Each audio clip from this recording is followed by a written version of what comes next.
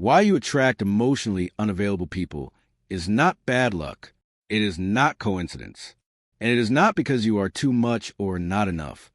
According to Carl Jung, repeated relationship patterns always point inward. The unconscious does not choose randomly. It chooses familiarly. What feels familiar often feels safe, even when it hurts. Emotionally unavailable people are not always cold or cruel. Often, they are charming, intelligent, wounded, or deeply interesting. At first, they may even feel like a challenge.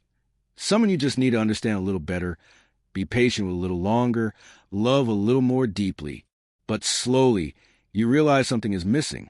Depth, reciprocity, presence. You find yourself doing most of the emotional work, reading between the lines, making excuses, waiting for clarity that never fully arrives. And yet, you stay. Jung would say this is not because you lack self-respect, but because an unconscious pattern is at work. We are drawn to people who activate unresolved parts of ourselves. If you attract emotionally unavailable people, it may be because emotional distance feels strangely familiar to your psyche. Not comfortable, but recognizable. Perhaps you learned early that love required patience. That closeness was inconsistent. That emotional connection had to be earned. The psyche adapts to what it knows. And adaptation becomes attraction. Jung believed that the unconscious repeats patterns until they are made conscious. What we do not understand, we reenact. Emotionally unavailable people often mirror an inner split. A part of you longs for closeness, while another part fears it. So you are drawn to someone who keeps intimacy just out of reach. This creates tension, and tension can be mistaken for chemistry. The unavailable person allows you to stay engaged without fully being seen. This feels safer than true intimacy, because true intimacy would require you to be fully present, vulnerable, and emotionally exposed. Unconsciously, you may be avoiding this, not because you don't want love, but because closeness once came with risk. Jung called this the repetition compulsion of the psyche, the tendency to recreate familiar emotional conditions in the hope that this time, the outcome will change. If I'm patient enough, they'll open. If I'm understanding enough, they'll choose me. If I love correctly, this will finally feel safe. But love is not something that can be unlocked through effort, and emotional availability cannot be forced. Over time, this dynamic becomes exhausting. You feel unseen. You doubt yourself. You wonder why connection feels so hard. But the question is not, why are they unavailable? The deeper question is, what part of me is drawn to this distance? Jung believed that emotionally unavailable partners often carry projection of the inner child or the shadow, parts of ourselves that were denied emotional safety. Until these parts are recognized and integrated, the pattern repeats, not as punishment, but as invitation. An invitation to turn inward, to ask what kind of love feels familiar and why. This awareness is the beginning of change. To understand why emotionally unavailable people keep appearing in your life, you must look beyond adulthood and into the earliest emotional atmosphere you learn to survive in. According to Carl Jung, the psyche is shaped long before it can reason. Long before choice exists, adaptation begins. Children do not choose the emotional environment they are born into. They adapt to it. If emotional closeness was inconsistent, conditional, or unpredictable, the child learned something crucial. Connection requires effort, patience, and self-adjustment. Love becomes something you wait for, something you earn, something that may disappear without warning. This early learning does not remain in the past. It becomes a template. Jung believed that what is not made conscious is lived out repeatedly. The psyche seeks familiarity before it seeks health. Familiar pain feels safer than unfamiliar peace. So when you meet emotionally unavailable people later in life, something inside you recognizes the pattern, not consciously, somatically, emotionally. Their distance feels known. Even if it hurts, it makes sense to your nervous system. Emotionally available people, by contrast, may feel strange, too open, too steady, too predictable. You may even describe them as boring, when what you really feel is unaccustomed calm. This is one of the most misunderstood aspects of attraction. We are not drawn to what is good for us at first. One of the most confusing realizations on this path is this. When someone is emotionally available, you may feel less attracted, not because they lack depth, not because they lack intelligence, but because they do not activate your old emotional patterns. According to Carl Jung, the psyche often mistakes intensity for intimacy. When love has historically been mixed with uncertainty, distance, or emotional inconsistency, calm can feel unfamiliar, threatening. Your nervous system learned to stay alert. It learned to watch for shifts in mood, to read between the lines, to prepare for withdrawal. This vigilance once kept you connected, but vigilance is not love. When you encounter someone emotionally present, responsive, and steady, your nervous system may not know what to do. There is no puzzle to solve, no distance to bridge, no emotional ambiguity to decode, so the psyche grows restless. You may interpret this restlessness as lack of chemistry, but Jung would say something else is happening. Your unconscious is not being activated. There is no old wound being touched, no familiar tension being replayed, no hope attached to fixing what feels incomplete. In other words, peace feels empty when chaos was your reference point. This is why emotionally available people can initially feel boring, not because they are boring, but because your psyche has not yet recalibrated to safety. Jung believed that when people begin to individuate, they often experience a period of disorientation. Old attractions lose their grip, but new ones have not yet formed. This is a liminal phase. You may feel detached, unsure, even uninterested in relationships altogether. This is not regression. It is reorientation. Your psyche is learning a new definition of connection, one that does not require self-abandonment, hypervigilance, or emotional pursuit. But this learning takes time.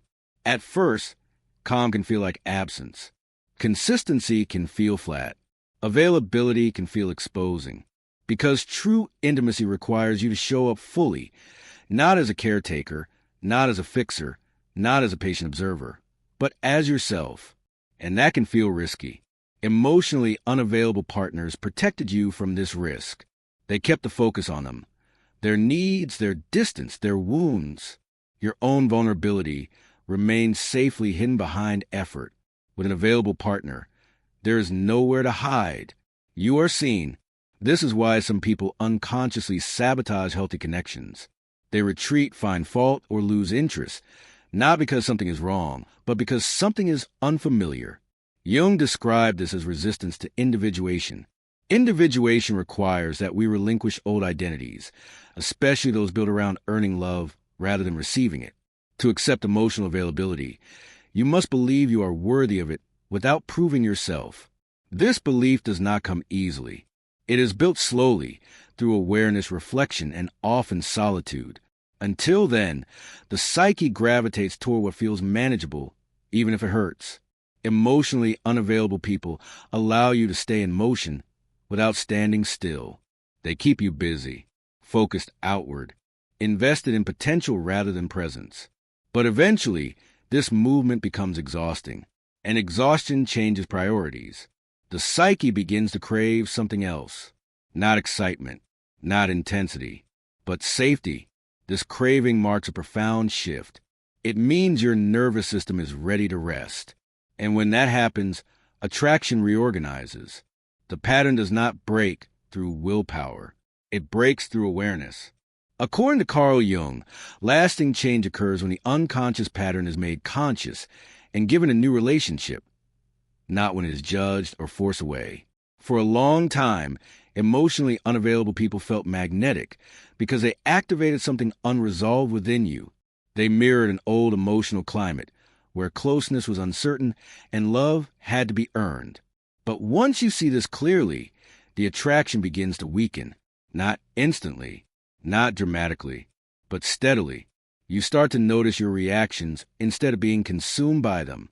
You recognize when tension pulls you in, when distance sparks desire, when inconsistency feels exciting, and instead of acting automatically, you pause. This pause is everything. Jung believed that consciousness inserts space between impulse and action. In that space, freedom appears. You no longer confuse longing with love. You no longer mistake pursuit for intimacy. You no longer interpret emotional absence as mystery. You begin to feel the cost, the waiting, the self-doubt, the constant emotional effort. And something shifts. What once felt exciting now feels draining. What once felt familiar now feels empty. The psyche no longer wants to repeat what has outgrown. This is when healthy intimacy begins to feel different. Not intense at first, not overwhelming, but grounding. Healthy intimacy feels steady, predictable, present. There is space for your emotions instead of competition with someone else's distance. You are not guessing. You are not decoding. You are not proving. You are simply there. At first, this can feel uncomfortable. You may feel exposed, vulnerable, almost restless, because there is no chase to hide behind. But over time, something unexpected happens. Your nervous system relaxes. You feel less anxious, less preoccupied, less consumed by wondering where you stand. You begin to enjoy presence rather than anticipation. Jung would say this is a psyche integrating a new image of love, one not rooted in lack, but in reciprocity. And with this integration, attraction changes. You are no longer drawn to emotional unavailability because it no longer matches your inner state. Your psyche no longer needs to reenact old conditions to feel oriented. You start choosing differently, not because you force yourself to, but because your body responds differently. You feel drawn to those who are emotionally present. You feel repelled by chronic distance. You trust calm instead of questioning it. This does not mean you will never feel desire for unavailable people again. Patterns echo before they fade. But now you recognize them, and recognition dissolves their power. Jung believed that individuation does not eliminate desire. It refines it. It aligns attraction with wholeness rather than wound. You no longer ask, how can I make them love me? You ask, how do I feel when I am with them? This question changes everything because it returns authority to you. You are no longer seeking completion through another person. You are meeting them from yourself. And from this place, intimacy becomes something entirely different. Not a struggle, not a test, not a chase, but shared presence. This is why you attracted emotionally unavailable people. Not because you were lacking, but because your psyche was asking to be understood. Now that it is, the pattern can finally end, and something healthier can begin.